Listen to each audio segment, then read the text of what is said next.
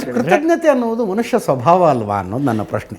Human nature sir. ನಮ್ಗೆ ಯಾರು ಉಪಕಾರ ಮಾಡಿದರೆ ನಾವು ಉಪಕಾರ ಸ್ಮರಣೆ ಮಾಡ್ಕೋತೀವಪ್ಪ. ಅಲ್ಲ, ಆ ಲೆಕ್ಕ ಅವರಿಗೆ ಪ್ರತ್ಯುಪಕಾರ ಮಾಡಬೇಕು ಅನ್ನೋ ಬಯಕೆ ಇರುತ್ತೆ. ಅದನ್ನು ಮಾಡೋಕ್ಕಾಗದೆ ಹೋದ್ರೂ ತೊಂದರೆ ಅಂತೂ ಕೊಡೋದಿಲ್ಲ ಯಾವತ್ತೂ ನಮ್ಗೆ. ಇಲ್ಲ, ಅದೇನಾಗುತ್ತೆ ಗೊತ್ತಾ, ಅದು ನಮ್ಮ ಒಂದು ಡೈನಿಂಗ್ ಟೇಬಲಲ್ಲಿ ಅದು ಸರಿ.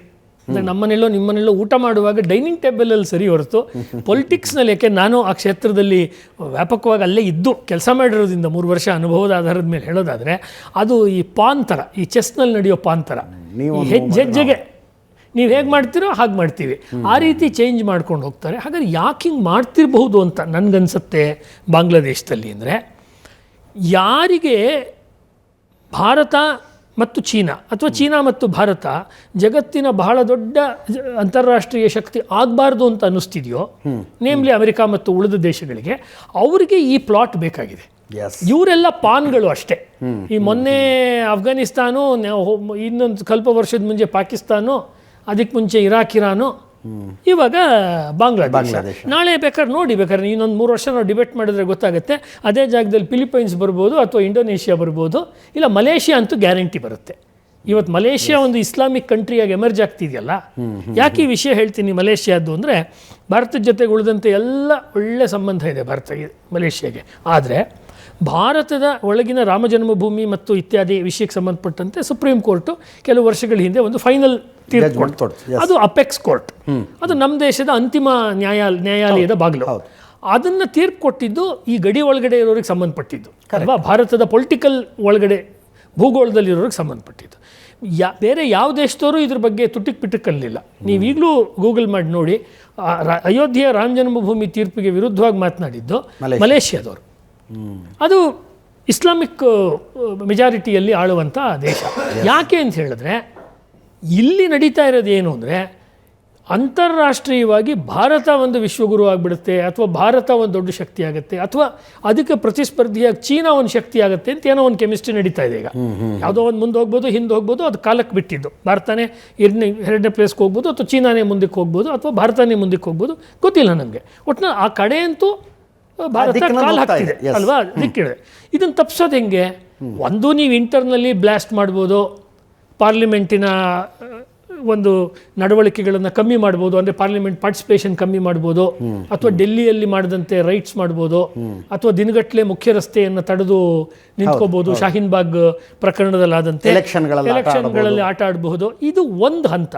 ಅಂತಾರಾಷ್ಟ್ರೀಯವಾಗಿ ಹೋಗಿ ಭಾರತವನ್ನು ತಪ್ಪಾಗಿ ಪ್ರತಿಬಿಂಬಿಸಬಹುದು, ವಿರೋಧ ಪಕ್ಷದವ್ರು ಮಾಡ್ತಿರುವಂತೆ ಆ ಸಾರಸ್ ಜೊತೆ ಸೇರಿಕೊಂಡು ಇತ್ಯಾದಿಗಳು. ಅದು ಭಾಳ ದೀರ್ಘಕಾಲದ ಪರಿಣಾಮವನ್ನು ಆಮೇಲೆ ಬೀರುತ್ತೆ.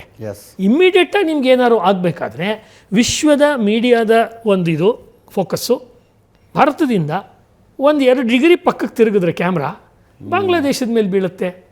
ನಾನು ಎಲ್ಲೋ ವಿದೇಶದಲ್ಲಿ ನಿಂತು ಮಾತಾಡೋ ರೀತಿ ಇದನ್ನು ಹೇಳ್ತಾ ಇದ್ದೀನಿ. ಅಂದರೆ ನಾನು ಆಚೆ ನಿಂತು ನೋಡಿದಾಗ ಭಾರತ ಭಾರತ ಭಾರತ ಅಂತಿದ್ದಾರೆ. ದಿನ ನೋಡಿದ್ರೆ ಮೋದಿ ಅಲ್ಲಿ ಹೋಗ್ತಾರೆ, ಇವ್ರು ಇಲ್ಲಿ ಹೋಗ್ತಾರೆ, ಅಥವಾ ಜೈಶಂಕರ್ ಇಲ್ಲಿ ಹೋಗ್ತಾರೆ, ಅವರೆಲ್ಲ ಉತ್ತರ ಕೊಡ್ತಾರೆ ವಿಶ್ವಸಂಸ್ಥೆಯಲ್ಲಿ. ಇದನ್ನು ಕಮ್ಮಿ ಮಾಡಬೇಕಾದ್ರೆ ಪಕ್ಕದಲ್ಲಿ ಇವರು ಇಂಟರ್ನ್ಯಾಷನಲ್ ವಿಷಯಗಳನ್ನು ಹೋಗಿ ಸಾಲ್ವ್ ಮಾಡ್ತಾರೆ ಅಂದಾಗ ನಿಮ್ಮ ಬಾರ್ಡರ್ ಡಿಸ್ಪ್ಯೂಟು ಅಥವಾ ಪಕ್ಕದ ದೇಶದ ಜೊತೆಗೆ ಒಂದು ಹಚ್ಕೊಟ್ರೆ, ಈ ವಿಷಯದಲ್ಲೇ ಭಾರತ ಹೇಗೊಂದು 25-30 ವರ್ಷ ಪಾಕಿಸ್ತಾನದ ಜೊತೆ ಒದ್ದಾಡ್ಕೊಂಡು ತನ್ನ ಶಕ್ತಿನ ಹಾಳು ಮಾಡ್ಕೊಳ್ತಿತ್ತೋ ಹಂಗೆ ಈಗ ಇನ್ನೊಂದು. ಅಂದರೆ ಭಾರತಕ್ಕೆ ನಿಜವಾಗ್ಲೂ, ನಾನು 10 ಸತಿ ಹೇಳಿದ್ದೀನಿ, ಭಾರತಕ್ಕೆ ನಿಜವಾಗ್ಲೂ ಪೊಲಿಟಿಕಲಿ ಅಥವಾ ಎಕನಾಮಿಕಲಿ ದೊಡ್ಡ ಚಾಲೆಂಜ್ ಇದ್ದರೆ ಅದು ಪಾಕಿಸ್ತಾನವೂ ಅಲ್ಲ, ಬಾಂಗ್ಲಾದೇಶನೂ ಅಲ್ಲ, ಅದು ಆ್ಯಕ್ಚುಲಿ ಚೀನಾ ಜೊತೆ ನೀವೊಂದು ಡೈಲಾಗ್, ಅಂದರೆ ಸರಿಯಾದ ರೀತಿ ಗೆಲ್ಲುವಂತೆ, ಅಂದರೆ ಭಾರತದ ಅಭಿಪ್ರಾಯ ಗೆಲ್ಲುವಂತೆ ಒಂದು ಡೈಲಾಗ್ ಮಾಡೋದಕ್ಕೆ ಅವಕಾಶ ಆಗೋದು ಯಾವಾಗ ಅಂದರೆ, ಈ ಇಬ್ಬರು ಸಣ್ಣ ಪ್ಲೇಯರ್ಸ್ ಇದ್ದಾರಲ್ಲ ಏಷ್ಯಾದಲ್ಲಿ, ಇವ್ರು ಸ್ವಲ್ಪ ತಗ್ಗಬೇಕು, ಇವ್ರು ನ್ಯೂಟ್ರಲ್ ಆಗಿಬಿಟ್ರೆ ನಾಳೆ ಭಾರತವೋ ಚೀನಾನೋ ಅಂತ ಡಿಸೈಡ್ ಆಗಿಬಿಡುತ್ತೆ ಕೆಲವು ವರ್ಷಗಳಲ್ಲಿ. ಯಾರಿಗೆ ಗೊತ್ತು, ಮೊನ್ನೆ ಆದಂತೆ ಚೀನಾ ಮತ್ತು ಭಾರತ ಕೈ ಜೋಡಿಸ್ಬಿಟ್ಟು ವಿಶ್ವದ ಏಷ್ಯಾದ ಅತಿ ದೊಡ್ಡ ರಾಷ್ಟ್ರಗಳಾಗಿ ನಾವಿಬ್ಬರು ಅದನ್ನು ಪವರ್ನ ಶೇರ್ ಮಾಡ್ಕೊಳ್ಳೋಣ ಅಂತ ಹೋದರೆ, ಉಳಿದಂಥ ಕ್ರಿಶ್ಚಿಯನ್ ಮೆಜಾರಿಟಿ ದೇಶಗಳಿಗೆ ಮತ್ತು ಉಳಿದಂಥ ಇಸ್ಲಾಮಿಕ್ ಮೆಜಾರಿಟಿ ದೇಶಗಳಿಗೆ ದೊಡ್ಡ ಇದು ಪಾಯಿಂಟ್. ಗ್ಲೋಬಲ್ ಪೊಲಿಟಿಕ್ಸ್, ಇದು ಗ್ಲೋಬಲ್ ಪೊಲಿಟಿಕ್ಸ್ನಲ್ಲಿ ಇವರೊಂದು ದಾಳ, ಒಂದು ಪಾನಲ್ಲಿ ನಾವು ಪಗಡೆ ಇದರಲ್ಲಿ ಆಡುವಾಗ ಚೆಸ್ಸಲ್ಲಿ ಅಷ್ಟೇ ಯಾವುದೋ ಒಂದು ಸಣ್ಣದೊಂದು ಕಾಲಾಳು ಸೈನಿಕ ಅಂತಿರುತ್ತಲ್ಲ, ಆ ಪಾತ್ರವನ್ನು ವಹಿಸ್ತಿದ್ದಾರೆ.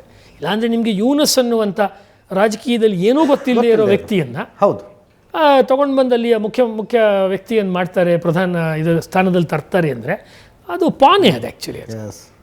ಇದನ್ನು ಭಾರತದ ಸಂದರ್ಭದಲ್ಲೂ ಮಾಡೋಕ್ಕೆ ನೋಡಿದೆ, ರಷ್ಯಾನೋ ಅಥವಾ ಅಮೆರಿಕಾನೋ ಮಾಡೋಕ್ಕೆ ನೋಡಿದೆ, ಅನೇಕ ಸತಿ ಅವ್ರನ್ನ ಅಲ್ಲಿ ಸ್ಥಾಪನೆ ಮಾಡೋಕ್ಕೆ ನೋಡಿದೆ.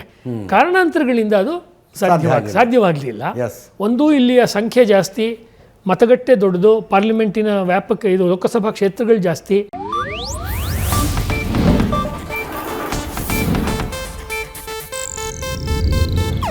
ಇದು ಏಷ್ಯಾನೆಟ್ ನ್ಯೂಸ್ ನೆಟ್ವರ್ಕ್ ಪ್ರಸ್ತುತಿ.